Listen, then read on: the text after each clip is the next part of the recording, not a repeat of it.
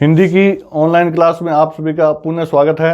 जैसा कि अपने क्रिया टॉपिक चल रहा था, इससे पहले मैं क्रिया के 2 वीडियो बना चुका हूं। तो जो मेरे साथ नहीं जुड़े हैं तो ये क्लास लेने से पहले जो मेरे 2 वीडियो हैं उनको एक बार ज़रूर देख लें। चलिए आज अपने शुरू करते हैं अकर्मक क्रिया के प्रकारों को। तो अकर्मक क्रिया के 2 प्रकार होते हैं। कितने प्रकार होते हैं? 2 प्रकार। पूर्ण अकर्मक व अपूर्ण अकर्मक। अब देखिए, पूर्ण अकर्मक क्रिया है, इसके ये 2 भेद हैं। पूर्ण अकर्मक के 2 भेद हैं, गत्यर्थक और स्थित्यर्थक। इस स्थित्यर्थक का दूसरा नाम अवस्थार्थक क्रिया भी कहलाती है। ये दोनों ही पूर्ण है। तो ये दोनों ही किसके प्रकार है? पूर्ण अकर्मक के हैं। अब मैं बताता हूं आपको गत्यर्थक पूर्ण अकर्मक क्रिया में कौन से उदाहरण आते हैं और ये जो स्थित्यर्थक क्रिया है इसमें कौन से आते हैं। तो गत्यर्थक क्रिया में वो आते हैं जो क्रियाएं गतिमान अवस्था में होती है, जिसमें यानी कि कुछ जैसे चलना, जो गतिमान है, चालू है क्रिया, जिसमें पैरों की द्वारा एक्टिविटी होती है। चलना, दौड़ना, भागना,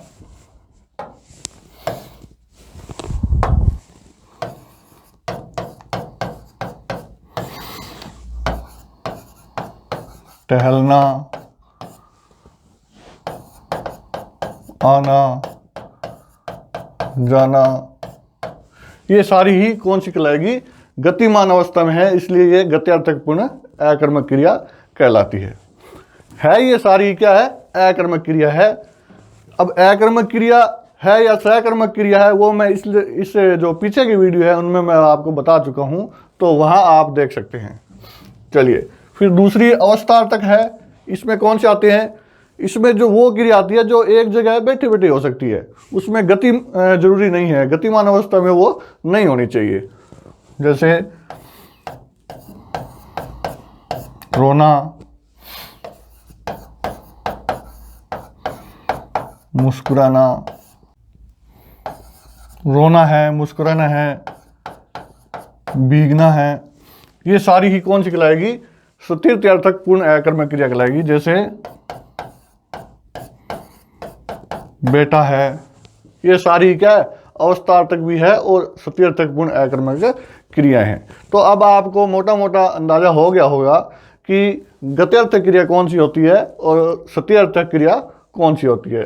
गत्यर्थक में मैंने बात बताई आपको कि उसमें पैरों के द्वारा ज़्यादा एक्टिविटी होती है, और जो जिसमें पैरों की एक्टिविटी नहीं होती है, ये एक नॉर्मल जानने की बात है कि पैरों की एक्टिविटी जिसमें ज़्यादा नहीं हो वो सारी कौन सी होगी? अवस्थार्थक अकर्मक क्रिया होंगी। तो ये तो थी गत्यर्थक पूर्ण अकर्मक क्रिया और ये है स्थित्यर्थक पूर्ण अकर्मक क्रिया। आगे चलिए, इसका दूसरा भेद है अपूर्ण अकर्मक क्रिया है, उसको जानते हैं। तो देखिए, अपूर्ण अकर्मक क्रिया को जानने के लिए आपको पहले क्या करना पड़ेगा? एक रचना के आधार पे यानी कि संरचना के आधार पे एक क्रिया है जिसका प्रकार है, ये देखिए, इसमें ये जो सहायक क्रिया है, ये वाली सहायक क्रिया है, इसको जानना पहले जरूरी है। तो सहायक क्रिया कौन सी होती है? देखिए,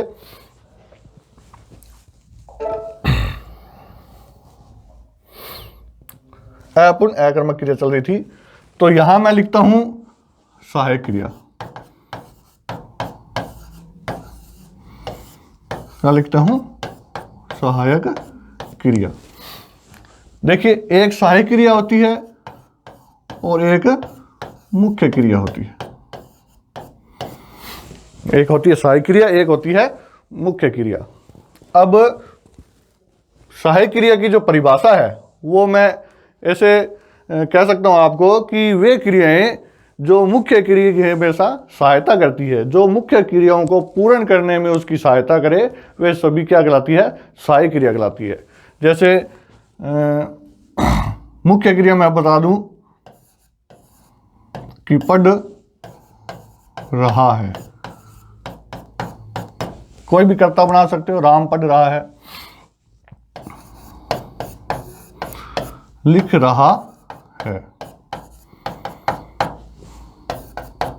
जा चुका है, रहता है,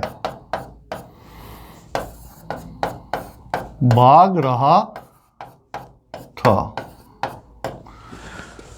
तो मुख्य क्रियाओं को पूर्णता देने के लिए जिस क्रिया का प्रयोग किया जाता है वे सभी कौन सी क्रिया कहलाती है? सहायक क्रिया कहलाती है। तो भली भांति आप इसको समझ गए होंगे कि रहा है, रही है, रहे हैं, चुका है, चुकी है, सारी ही सहायक क्रियाएं हैं। और सिर्फ है आ जाए तो भी वो क्या है? सहायक क्रिया ही है।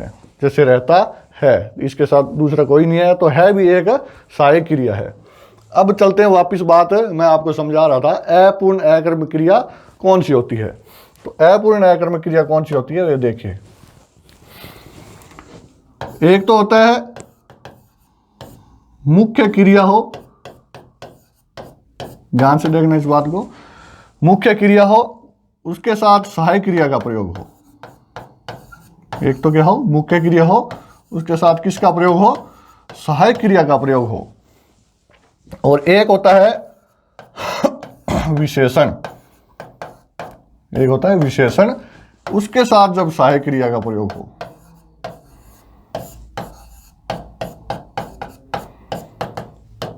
ध्यान से देखना इस बात को, कई बार प्रश्न भी आ जाता है कि मुख्य क्रिया के साथ सहायक क्रिया के प्रयोग से कौन सी क्रिया का निर्माण होता है, और यह भी प्रश्न आ सकता है। तो देखिए, मुख्य क्रिया के साथ जब सहायक क्रिया मिलती है तो वो पूर्ण क्रिया होती है। कौन सी होती है? पूर्ण क्रिया होती है।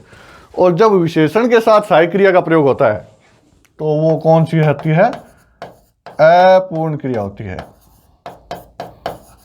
कौन सी होती है? अपूर्ण क्रिया होती है। तो जब विशेषण के साथ सहायक क्रिया का प्रयोग किया जाएगा तो वो अपूर्ण क्या होगी? अकर्मक क्रिया होती है। क्या होगी वो? अपूर्ण अकर्मक क्रिया होगी। अब विशेषण के साथ सहायक क्रिया का प्रयोग कैसे होता है देखिए उदाहरण में।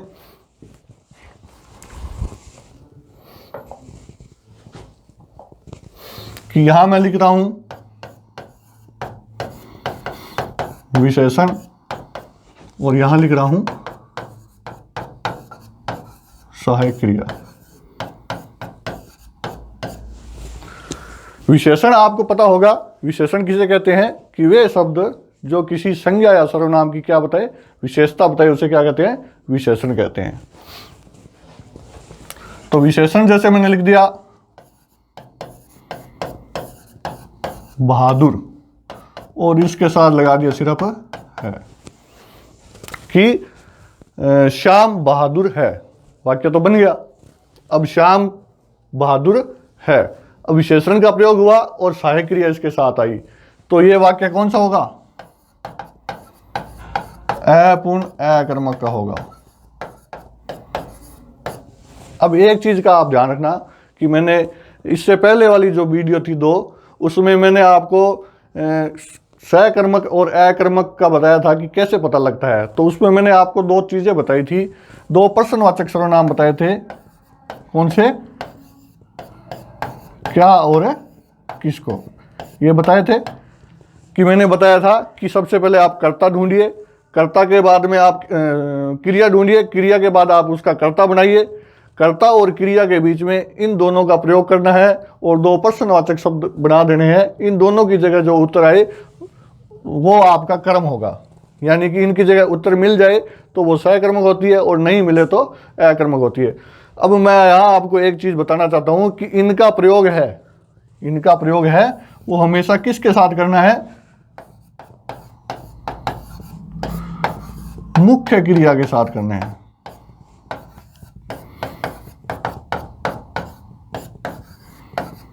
ये बात आप नोट कर लेना भाई। क्या और किसको का प्रयोग है? देखिए सीधा ही मैंने बात लिख दिया, एक उदाहरण लिख दिया कि